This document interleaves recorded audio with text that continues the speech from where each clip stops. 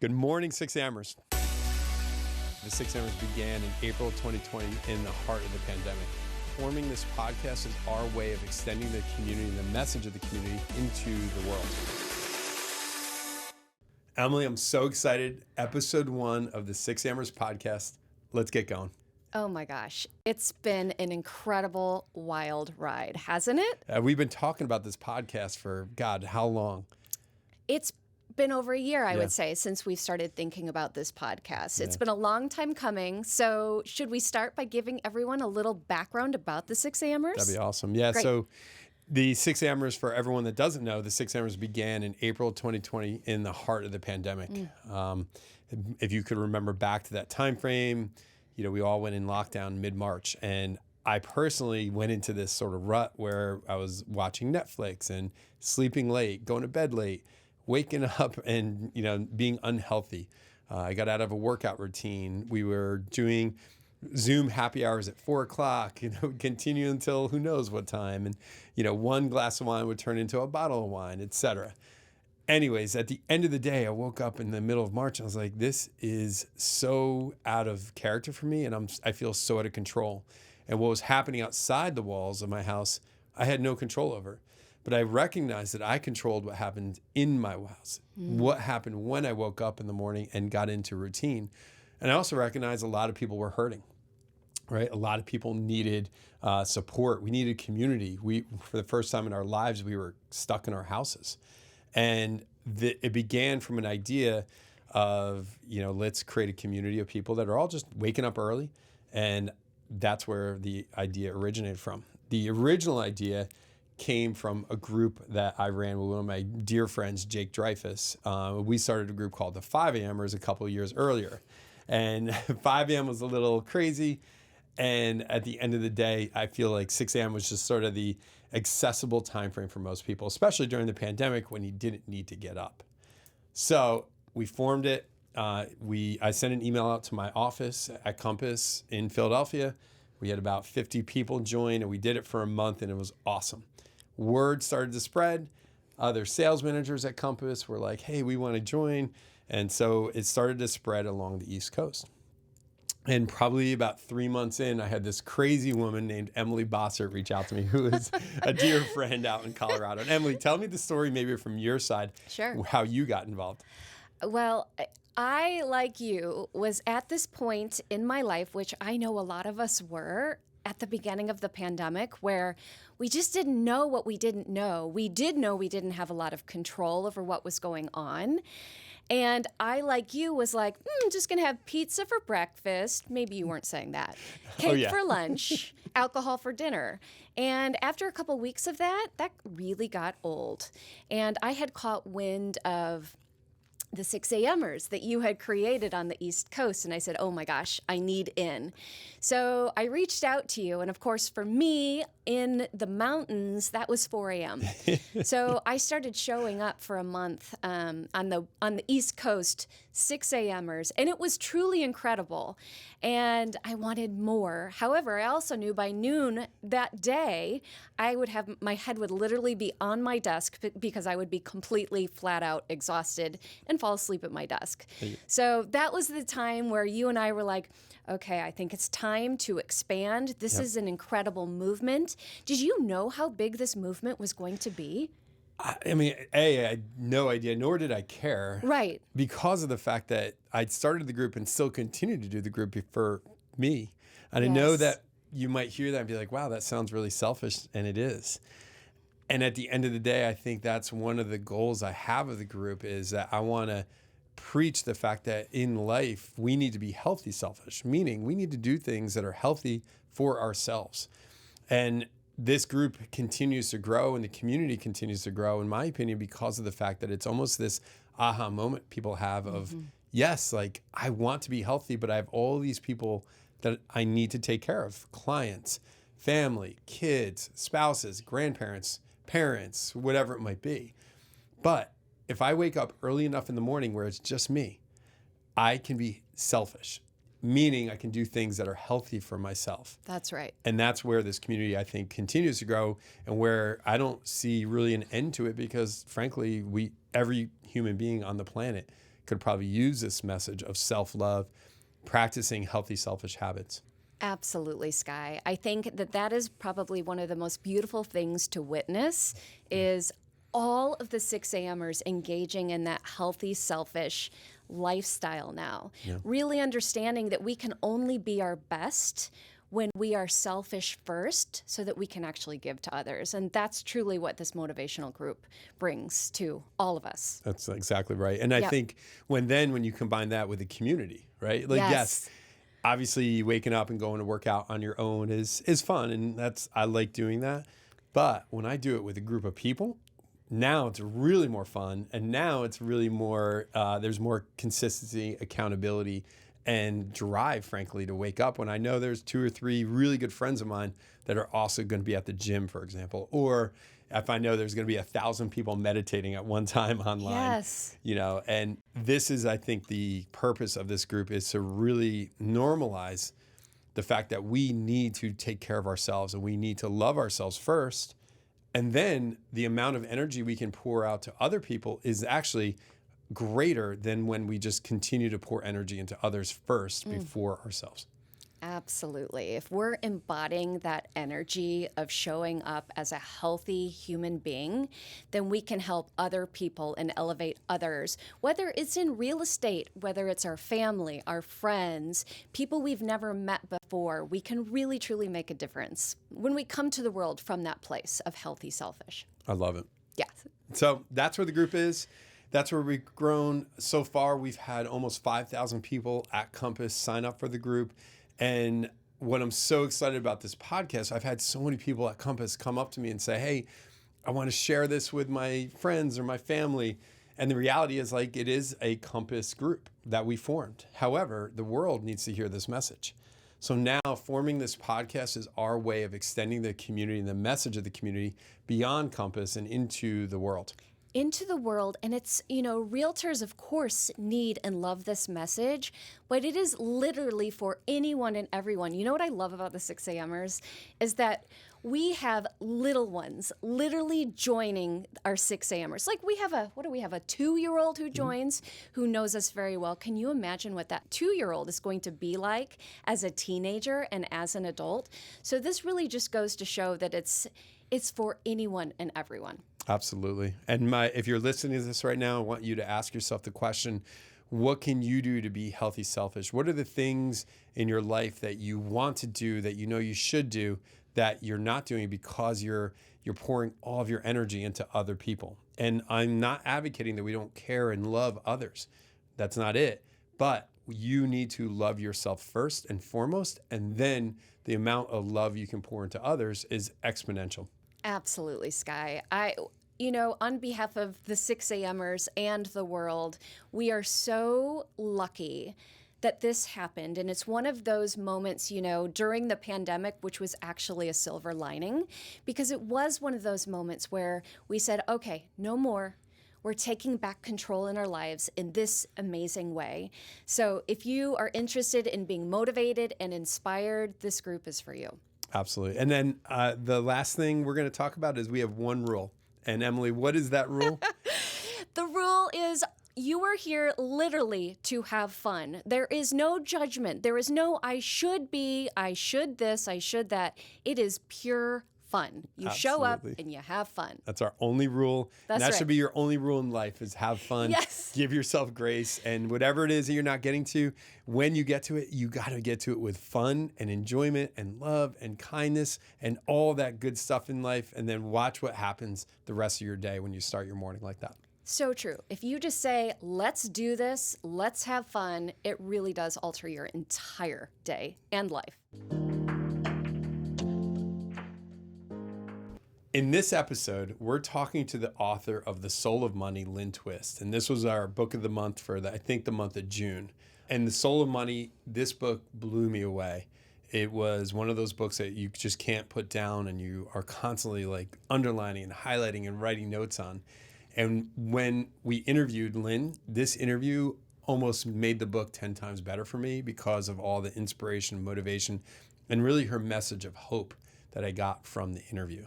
Emily, I think Lynn's also working on some other projects. What were some of her other projects? She is. So currently, she is in a partnership with PachamamaAlliance.org. And she also has a new book coming out in October. It's called Living a Committed Life: Finding Freedom and Fulfillment in a Purpose Larger Than Yourself. You know, I think there were so many aha moments during that interview. And one of the things for me that really hit home was shifting the mindset, even in our current times, from scarcity into one of abundance. Did you find that as well? Oh my God. And I remember there's some moments in the interview where I reflected on what was happening in the world today. And I legitimately was in tears. And there was one moment, Emily, I don't know if you remember this, where I was in tears and I was trying to like compose myself and said, Emily, kicking it over to you. And I kicked it to you and you were crying. So I was not only crying, I was bawling. Yeah. There were literally 6AMers texting me saying, "Are you okay?" And I said, absolutely. Actually, right now with this message, I am more than okay. I feel hope. And that's what Lynn Twist brought us in this episode. Absolutely. So as you're listening today, get your tissues ready. But more importantly, really try to dial it in. And do you feel a message of hope in this world that we're living in right now? And that's the message I hope you get from this episode. That's lovely. So go ahead, sit back, and enjoy. Lynn, good morning. Cool. Well, hey, I just got to extend a huge token of gratitude. I mean, you're obviously a very, when you agreed to come on, and I know we had Brad sort of organize it, it was just like this moment of like ultimate gratitude. So I really just wanted to thank you for taking time out of your really incredibly busy and important day to spend time with the people on this call. It's really, really critical. But Lynn, we read this book this month, and this one, I don't even remember this one. I remember that. And this group, just so you know a little bit about the 6AMERS, we're a little bit of a mindset group. We support each other. We preach happiness. How do you wake up early in the morning and really focus on yourself? And this book hit so many people in such an emotional way. So I guess my first question, Lynn, is what was it that inspired you to write this book? Gosh, I just have to say, what a pleasure to be on your 6 a.m. call. I'll answer your question in a second, but it's not 6 a.m. for everybody. It's 6 a.m. Sure. for the West Coasters. And are there people on here from Hawaii too, and New York? Everywhere, nationwide. And then once a month we do an all 6AMER call with usually a famous person like you coming on. So Wow, how cool. Well, thank you for including me. And I can tell that you are onto the beautiful work of creating possibilities, staying clean and clear about what context you're living in, the powerful way that I just heard him speak, and obviously your t-shirt and just that you have this at 6 a.m. is such a testament and tribute to who you all are. So, you're just my kind of folks.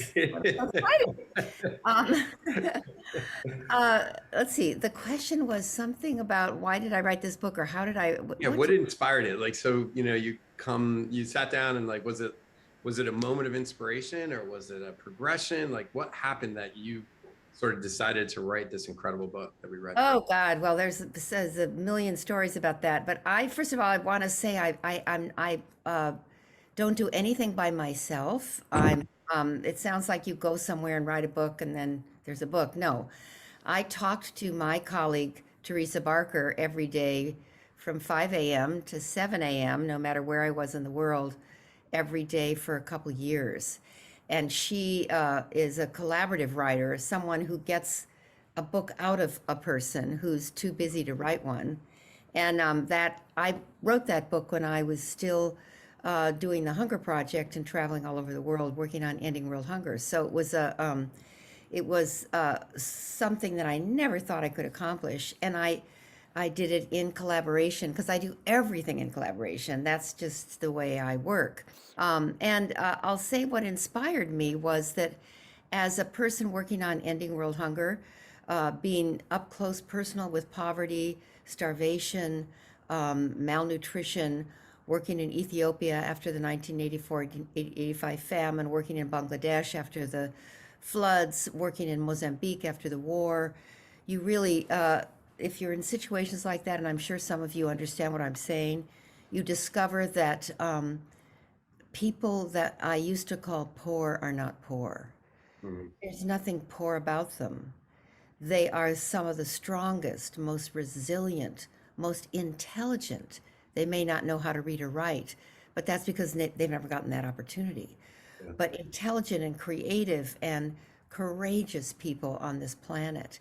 The harsh circumstances of war or oppression or poverty or hunger, although I don't wish that on anyone, people who survive in those conditions find an inner strength in themselves, find a sufficiency, that's really a term from the book, find the enoughness that is always there in ways that those of us who are so privileged and have so many bells and whistles in our life don't really sometimes need to dig that deep. And so working with people I used to call poor, who I never would call poor now, because what's poor is their circumstances, not them.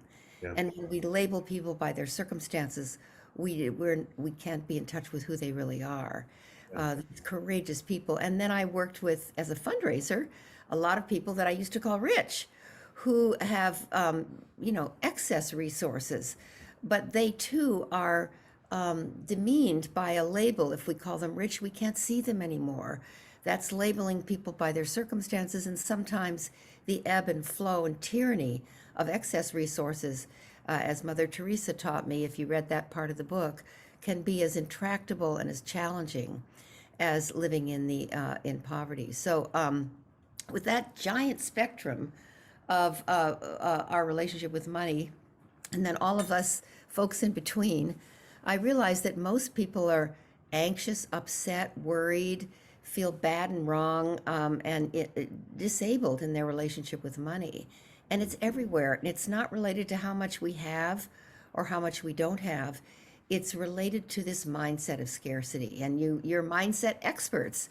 So, of course, you understand what I'm saying when I say that. The unconscious, unexamined mindset of thinking that there's not enough to go around and somewhere someone's always going to be left out has us behave inconsistent with our own humanity.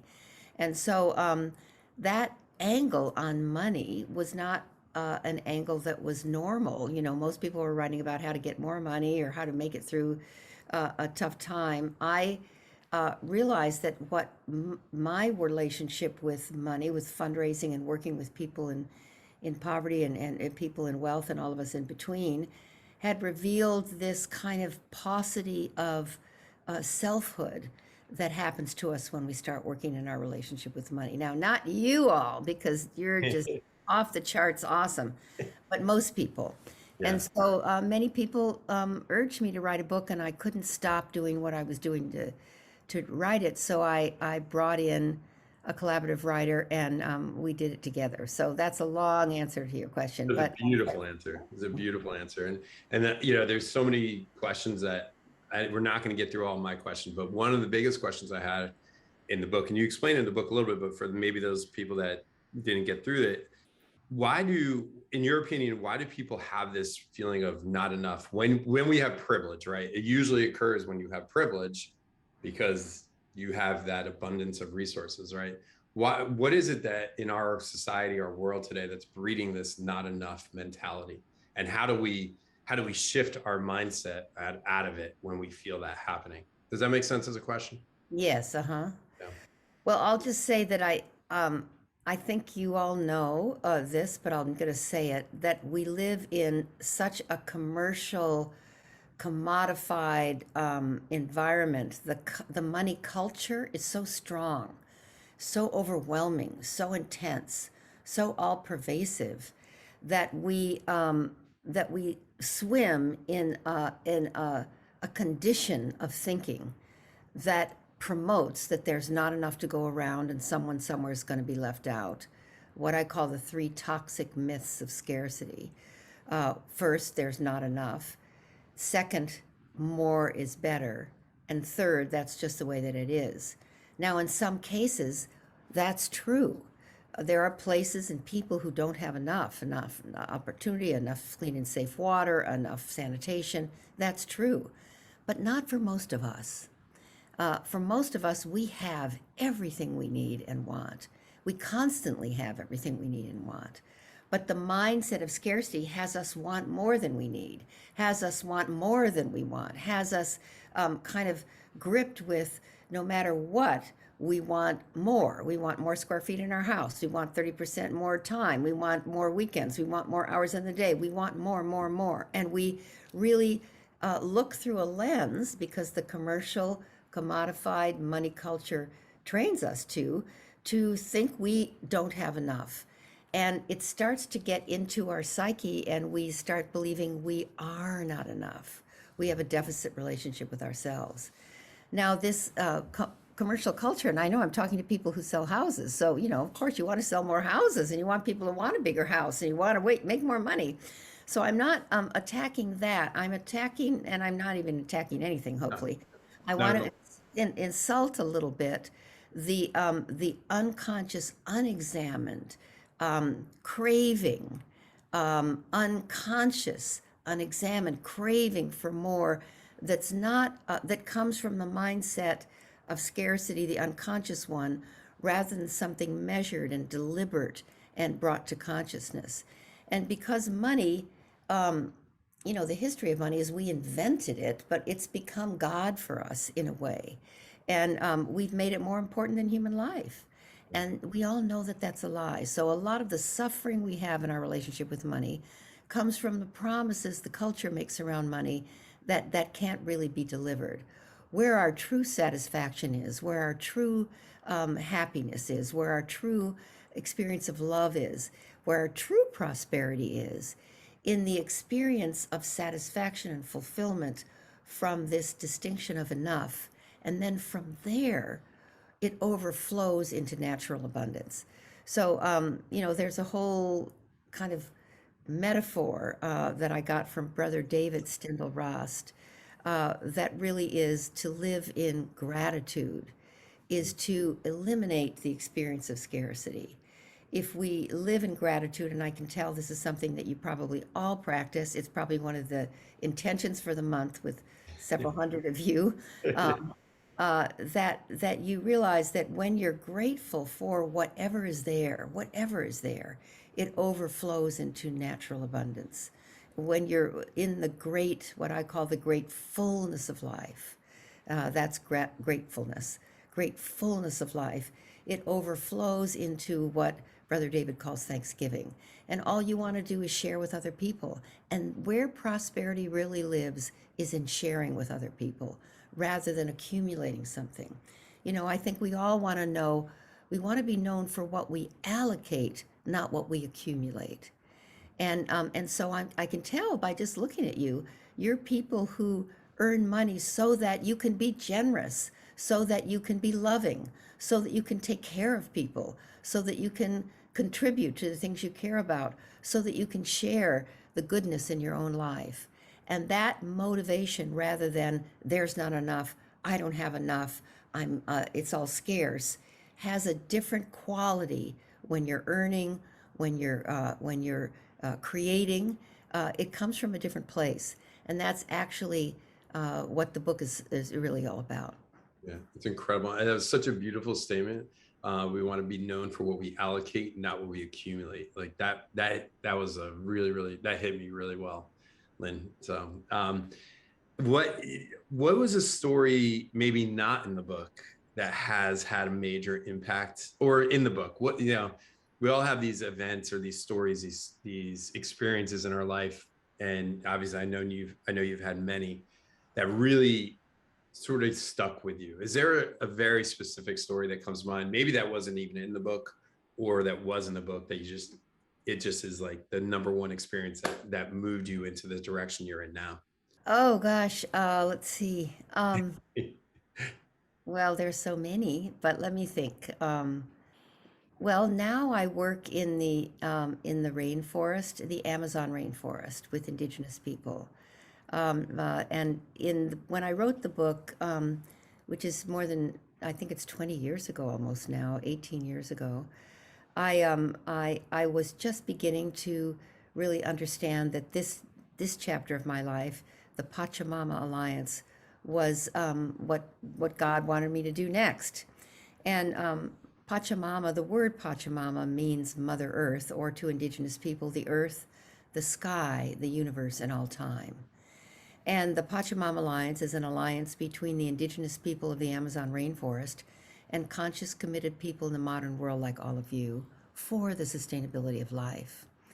And as you all are well aware, we're in this huge thing called the climate crisis, the biggest and most confronting breakdown we've ever been in as a species, as a planet, as a human race, as life on Earth. And it's been my deep and incredible, almost unbelievable privilege to be working with Indigenous people now for the last 25, 30 years. And the story that came to mind when you said that, and I'll trust it because it came to me, was a time I was with an extraordinary man in the rainforest. He's a shaman. He's the leader of his people, the Zapara people. His name is Minari. The Zapara people live in Ecuador in very remote rainforest area, and they're threatened with extinction. There's only 635 of them left. And they carry this incredible wisdom, and indigenous people all do, actually. And this moment I'm going to share, I was walking in the rainforest behind Minari, and I'd like you to imagine him.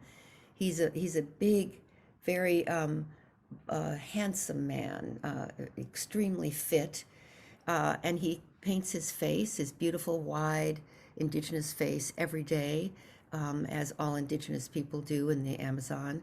And he has he often wears a feather crown, a beautiful feather crown made of feathers from birds that he has hunted that are sacred to him.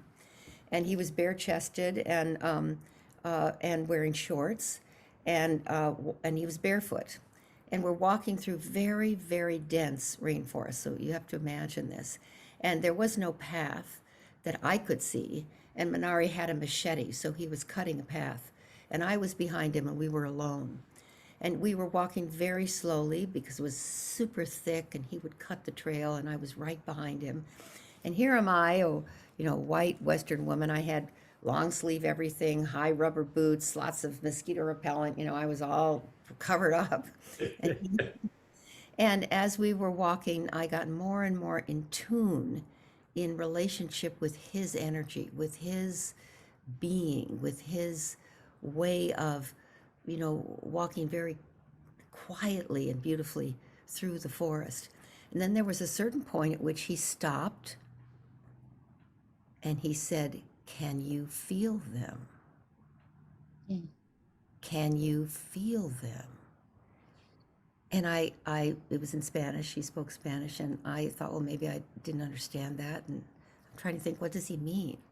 And he said again, "Can you feel them?" And I looked around, and then he said, "The millions and millions of souls." And when he said this, millions and millions of souls, I realized he was referring to every branch, every leaf, every twig, every termite, every butterfly, every monkey, every animal, every plant. For him, they all had a soul. And I started to cry. I was so moved. I felt them. I felt the souls of every living thing. And then it started to rain, as it does in the rainforest, just absolutely pour. And it was like a benediction. It makes me cry right now. It was like a benediction that I, as a human being in the modern world, had so lost, as we all have, our connection to the spirit of life that lives in every living thing. And in that moment, that reconnection was repaired, was restored, was regenerated. And I felt the wisdom of the trees. I felt the spirit of the little termites, the ants, the army ants. I felt the power of the forest. I felt it as much as I feel the energy of the people that I'm looking at on the screen. And I realized how disconnected I was, how, hygiene and sanitation and all the things we do to protect us from dirt or from germs has us so almost like insanely protective of ourselves, as if we're not part of the natural world. Even if you look up the word nature in the dictionary, it says everything that's living except human beings. It's like we're not part of nature. We don't even define ourselves as part of nature, when in fact we came out of nature. We don't live on the earth, we are of the earth. And that connection, that moment has never left me. So that's the story that came up when you asked me, and that's very relevant to the work I do now, because the rainforest, where I work, is the sacred headwaters of the entire rainforest. The Amazon rainforest is larger than the United States. The Amazon rainforest is the largest freshwater source on Earth. The Amazon rainforest is often called the lungs of the planet with the oceans, and it's also the hydrological heart of our world. It's not the middle of nowhere, it's the heart of everywhere. And I work in the sacred headwaters, which is the source of the whole Amazon rainforest, where Minari lives. And our work is to protect that part of the world and the whole planet by putting the sacred waters, the source of the Amazon, in permanent protected status. So we take people to the rainforest. We take people to hang out with, live with, be sleeping in the forest with people like Minari, a great shaman, a great wise man. And that's the work of the Pachamama Alliance. And so that's the story that came to mind. Well, I can tell you had about 566 people with you on that story. That was, Lynn, that was really, really spiritual. Yeah, the question now that's coming to my mind is, there's all spirituality. What you just described was spirit, was the universe, was, call it God, call it Yahweh, call it any label, right? What you just described as spirituality. And how can we get reconnected to our spirituality, given the reality of the world we live in, like the news, the wars, the diseases, the this, that, we every day we wake up and we're just surrounded by the forest of negativity, we'll call it, right? Almost I'm picturing us walking through with that machete. How do we gain connection with our spirituality while walking through the reality of this forest? Well, first of all, I love your question, and we all have our own ways. I'll just say I don't know how for all of you, but I'll tell you some of the ways that I do. I go outside. I live in San Francisco. I'm right on the edge of the Presidio, and there's 1,000 acres of open space right next to my home. So I'm very, very, very fortunate, and I never take it for granted. And I have particular trees, what I call mother trees, that I go to for wisdom. I sit at the base of them, touch them, hold them, and know that they've been here in some cases for 900, 1,000 years. And there's enormous wisdom in the natural world, just being in the natural world. And it's around all of us. There's no place where there's not the natural world, and we live in the natural world. We are the natural world in our bodies. But regarding the times we're living in, I would like to say something about that. There's a prophecy from indigenous people called the prophecy of the eagle and the condor. And I want to tell that prophecy, and then I want to tell another one if I can, if there's time. So yeah, absolutely, yes. The prophecy of the eagle and the condor has been told for millennium by indigenous people of the Andes and the rainforest. And there's many interpretations of it because it's an oral tradition. But this is one interpretation that's very helpful to me. The indigenous people believe that there's 500-year cycles. And the last 500-year cycles that we just come out of, which is also called a Pachacuti, a 500-year cycle. The last Pachacuti began right around 1492. If you're an American, that year rings a bell. that's around 1492, around the year 1500, was the beginning of what's called the Pachacudi of dominance and darkness. And that is the 500-year cycle that we're just completing. And the prophecy about the Pachacudi of dominance and darkness is that at that time, the eagle people, and that refers primarily to people, it refers to people who primarily perceive life through the mind. And that's people in the modern world like us. And the prophecy says by the end of the fourth Pachacudi, the eagle people will be so exquisitely accomplished in the ways of the mind that by the year 2000, they will have invented ways to extend the capacity of the mind. They will have incredible material wealth. That's probably a prophecy about the computer or robotics. They will have incredible material wealth. They will be refined in the arts, music, opera, etc. And they will have incredible material wealth and incredible prosperity in many ways, but they will be spiritually impoverished to their peril, the eagle people, and their very survival will be at risk because of the spiritual breakdown in the way they are. But they will be incredibly accomplished. While the condor people, which is the other part of the prophecy, who are the people who perceive life primarily through the spirit world and through the heart, and that's referring to indigenous people, that's how they refer to themselves, they will be incredibly accomplished and refined in their ways, their spiritual understanding of the spirit world, their relationship with the deep core of the heart, the ways of the heart, and the natural world. They will be incredibly at a zenith in their understanding and relationship with the natural world, but they will be materially impoverished to their peril, and their very survival will be at risk.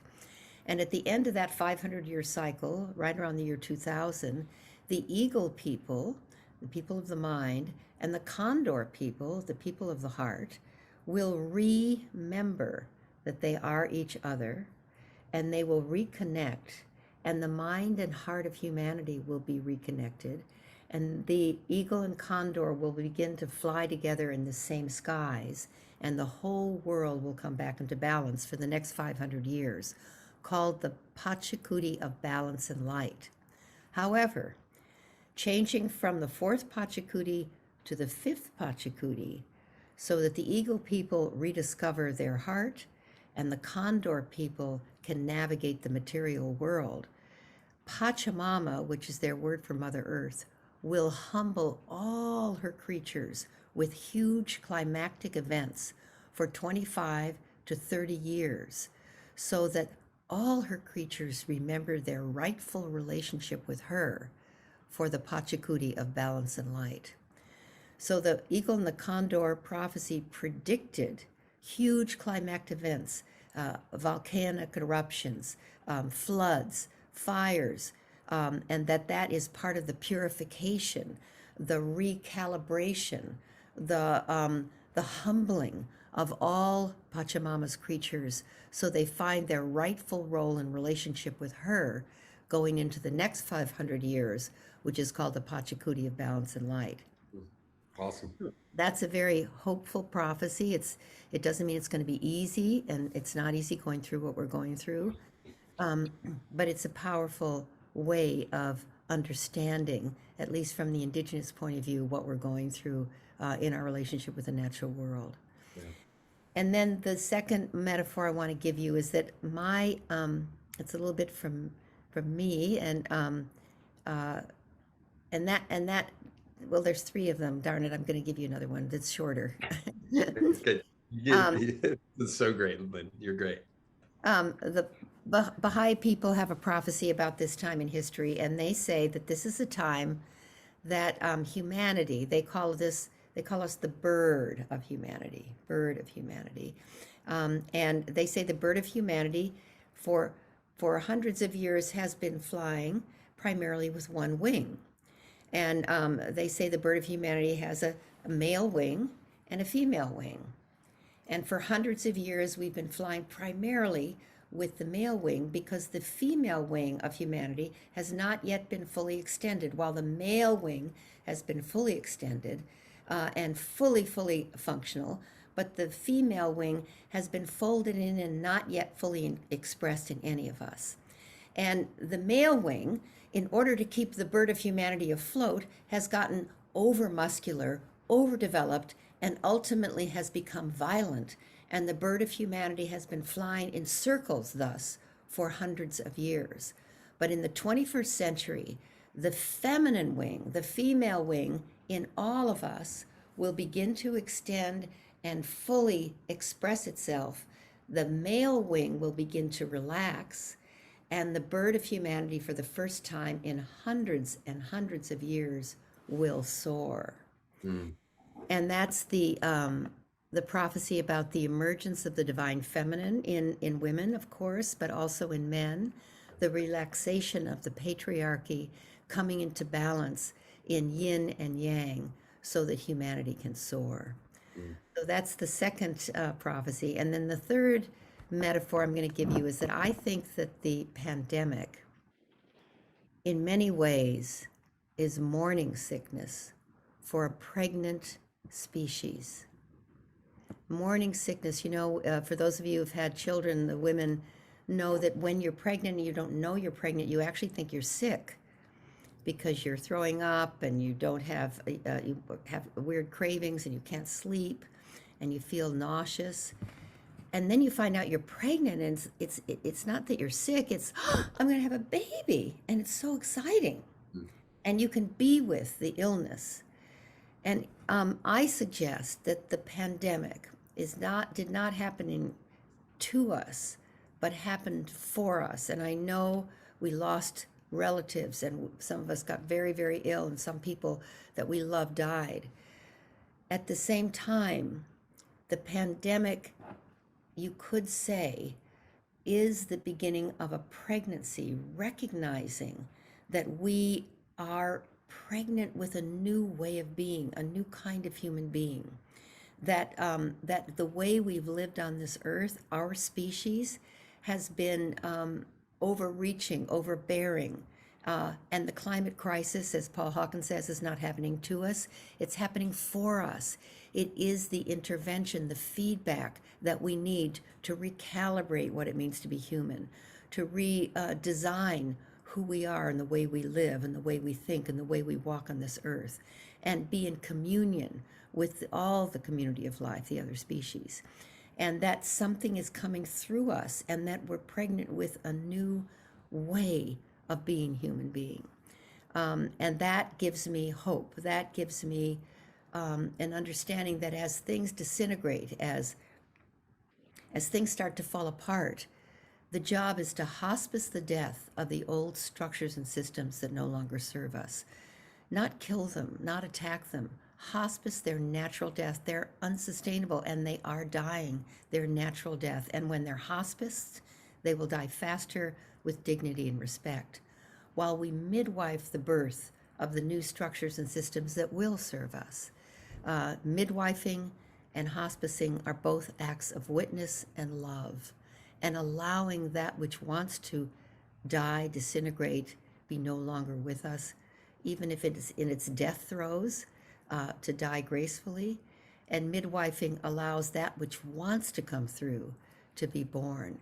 And I can tell by looking at all of you and listening to you just for that opening meditation that Emily did, and listening to your CEO, that you're hospice and midwife workers, that you're doing business in a different way, that you're not just real estate agents, that you're bringing goodness into the world, that you're creating homes for people, not just giving them houses, that you're all about creating a home on this planet where people can express their love and their care and be with their family. And that's the new kind of human being that you're giving birth to. I didn't know much about Compass actually before this call, but I can tell who you are is the new kind of human being, and who you're giving birth to in yourself, and probably in your clients, and probably in the people that are lucky enough to interact with you, is a new level of generosity, kindness, clarity, truth, integrity, and wisdom. And that's what we're calling for. That's what needs to be born. Lynn, I'm speechless. I got to be honest with you. And I am definitely, Emily, I'm going to pull you on because of the fact that I know this. Emily's like my sister, Lynn, even though we're not brother sisters, she's like my sister. And I know how much we're connected spiritually. And Emily, how are you feeling at this moment? And what question do you have for Lynn? Because I got to take a pause because I'm really, Yeah. Lynn, this is hitting me in a very, very special place. And I cannot thank you for this gift this morning. I've had multiple people chat me personally, are you okay? And I'm like, yes, I'm absolutely okay. And you're taking my breath away. Do you feel like we have each chosen to be here at this time to go through this?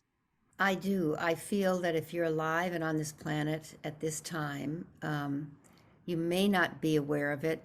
Probably most of you are, but most people aren't aware that I can't prove that, but one of my great teachers, Joanna Macy's, she's 96.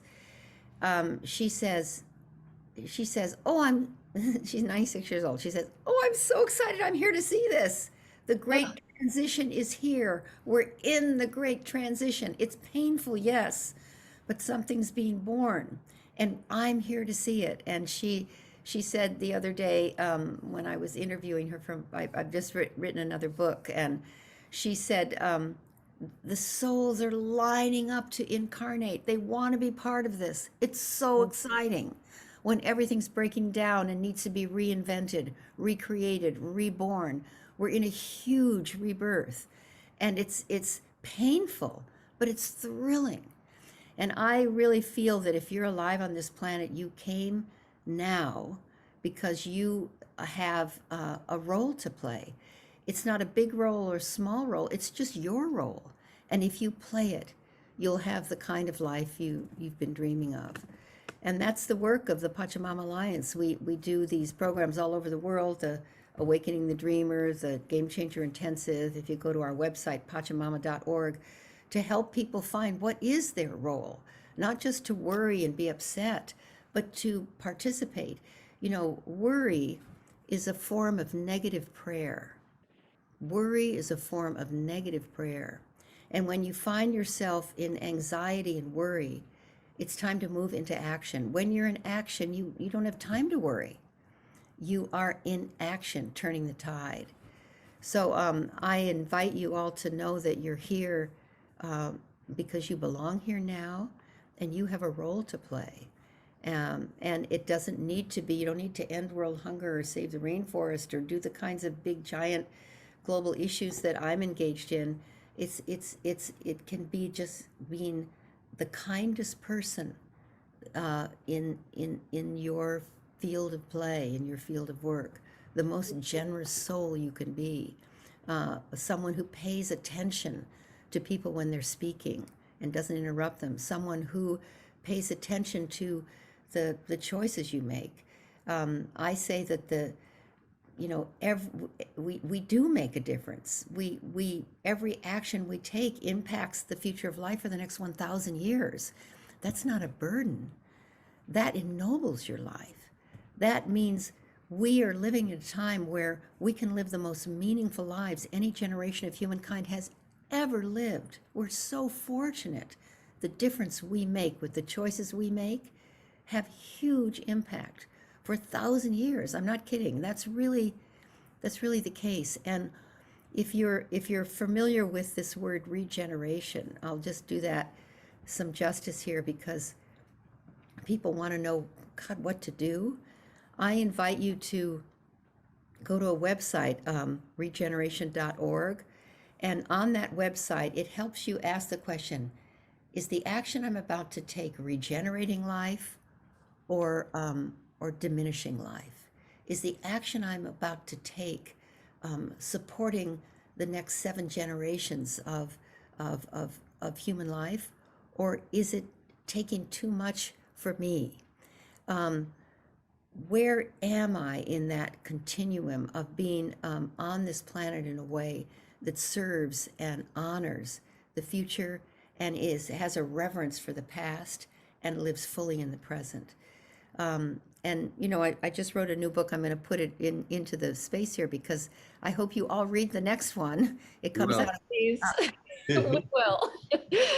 comes out in October. It's called Living a Committed Life, Finding Freedom and Fulfillment in a Purpose Larger Than Yourself.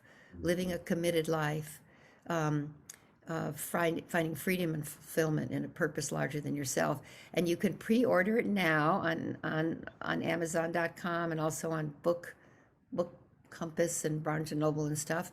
And the week to buy it is October 18th when it comes out. That'll be good for my Okay.